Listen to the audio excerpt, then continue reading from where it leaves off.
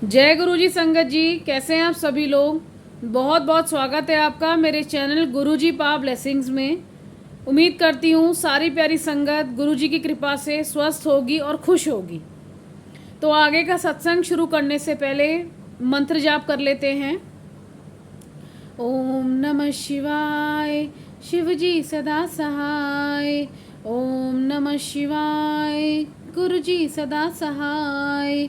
ओम नमः शिवाय, शिव जी सदा सहाय। ओम नमः शिवाय, गुरु जी सदा सहाय। जय गुरु जी। हर पर शुक्राना हर पर शुक्राना। तो संगत जी, आज का जो मेरा सत्संग है ये बहुत ही क्यूट है। एक खाने की चीज़ से जुड़ा हुआ है जो मैं आपको बताती हूँ। मेरे को बड़ा प्यारे लगते हैं ये जो, क्योंकि गुरु जी मतलब कैसे आपकी एक छोटी छोटी चीज़ों को भी सुनते हैं।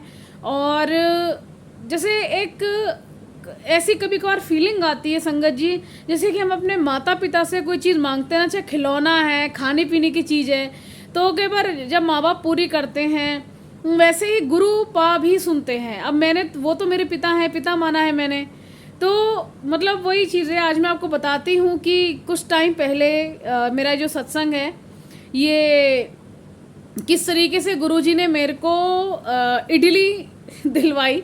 अब मैं आपको बताती हूँ कि इसको ध्यान से सुनिएगा कि सत्संग कैसे है। मैं आपको बताती हूँ, काफ़ी टाइम से मैं अपने घर में बोल रही थी कि मैं इडली बनाना चाहती हूँ, वो भी रवा इडली। तो रवा इडली एंड प्लेन इडली में सभी को पता होगा कि फ़र्क क्या है। वो मसाला इडली में आती है, प्लेन इडली जस्ट वाइट में आती है। तो मैंने कहा कि बहुत टाइम हो गया मैंने इडली सांभर घर पे नहीं बनाया, तो मुझे बनाना है, मुझे आता है बनाना। तो मैंने कहा ठीक है रवा इडली बनाते हैं, उसका लेकर आते हैं मार्केट से। बहुत दिन हो गए थे, मेरे ख्याल से महीने से ऊपर हो गया था। मैं ऑनलाइन सर्च कर रही हूँ तो बहुत महंगा बता रहा था। 1 kg काफ़ी महंगा बता रहा। मैंने जगह जगह सर्च किया, कभी अमेज़ॉन, कभी फ्लिपकार्ट, कभी कहीं। तो मैंने कहा गुरुजी बाहर से तो खाते ही रहते हैं, तो मुझे ना घर पे बना के खानी है। अब आप बताइए, अब या तो फिर मैं महंगी उठाऊँ और क्या करूँ। अब खाना है तो एक बार अब चीज़ महंगी ले लो, क्या कर सकते हैं।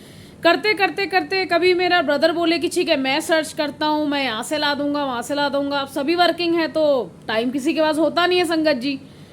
तो अब हुआ क्या, अब मैं एक दिन वही है कि जैसे ऑफिस से हम लोग कई बार मार्केट निकल जाते हैं, लाइक जैसे सब्जी या फ्रूट्स या घर का कोई सामान लाना है तो लेते हुए आ जाते हैं। तो मैंने कहा चलो आज मैं ज़रा काफ़ी दिन हो गए ऑनलाइन सर्च करते करते, अब मैं भी ज़रा एक मार्केट का चक्कर लगा कर आती हूँ। तो संगत जी आप मानेंगे, मैं जब शॉप पर पहुंची, ऑफिस से सीधी मैं शॉप पे निकल गई कि मुझे और भी कुछ सामान लेना था, कुछ फ्रूट्स वेजिटेबल भी लेने थे। तो मैं पहले शॉप में चली गई जहाँ पे पूरी ग्रोसरी का सामान मिलता है, और मुझे बिल्कुल भी आइडिया नहीं था कि उनके पास इडली रखी होगी। अब मैं आपको बताती हूँ क्या हुआ था। वहाँ पे मैं जाती हूँ और मैंने उनको भैया को बोला, मैंने कहा भैया मुझे ना एक रवा इडली का पैकेट बता दीजिए अगर आपके पास है, और कितने का होगा, 1 kg का।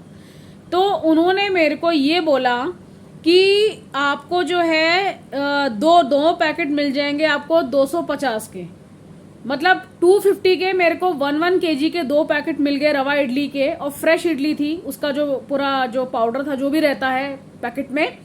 और जब मैंने ऑनलाइन ये पता की थी संगत जी, वहाँ पे थी 221 की 1 kg, मतलब मेरे को 250 में 2 किलो के करीब मेरे को इडली मिल गई वहाँ पे। इडली का मुझे पैकेट्स मिल गए 1 kg के रवा इडली के, जो मुझे चाहिए थी वो चीज़ मतलब मुझे मिल गई। और कितने रीजनेबल प्राइस में, 250 में रवा इडली के 2 किलो पैकेट। और मैं ऑनलाइन अगर ले रही थी तो वही चीज़ मेरे को 1 kg में महंगी पड़ रही थी। तो संगत जी मैं, और भैया ने मेरे को ये भी बोला कि ये 2 ही पैकेट लास्ट बचे थे जब मैं उस दिन पहुंची हूँ। मैं आपको ये भी बता दूं कि जब मैं उस दिन दुकान पे पहुंची हूँ तो भैया ने बोला कि ये दोनों पैकेट लास्ट बचे हुए थे, काफ़ी सारे आए थे तो ये लास्ट पैकेट रह गए थे आज, तो ये भी निकलने वाले थे, अगर आप नहीं आते तो निकल जाते, कोई और ले लेता। संगत जी मैं इतनी खुश, मैंने वही अपने मन में बोला जय गुरुजी शुक्राना गुरुजी, जय गुरुजी शुक्राना गुरुजी। सच में मतलब गुरुजी छोटी से छोटी चीज़ कैसे सुनते हैं संगत जी। आप ये देखिए कि मैंने मतलब 1 महीने से मैं इडली बनानी है और मैं देख रही हूँ, ऑनलाइन सर्च कर रही हूँ, मिल नहीं रही है आसपास कहीं पर भी। तो जैसी मैं जस्ट शॉप पे जाके देखती हूँ कि ठीक है चलो जाके देखते हैं, मिल जाएगी तो ठीक है, नहीं तो कोई नहीं, ऑनलाइन मंगा लेंगे। लेकिन मेरे को रीजनेबल प्राइस में 2 किलो इडली के, रवा इडली के मेरे को पैकेट मिल गए। एंड जस्ट उन भैया ने ये भी बोला कि ये लास्ट पैकेट बचे थे मैडम, ये खत्म ही होने वाली थी।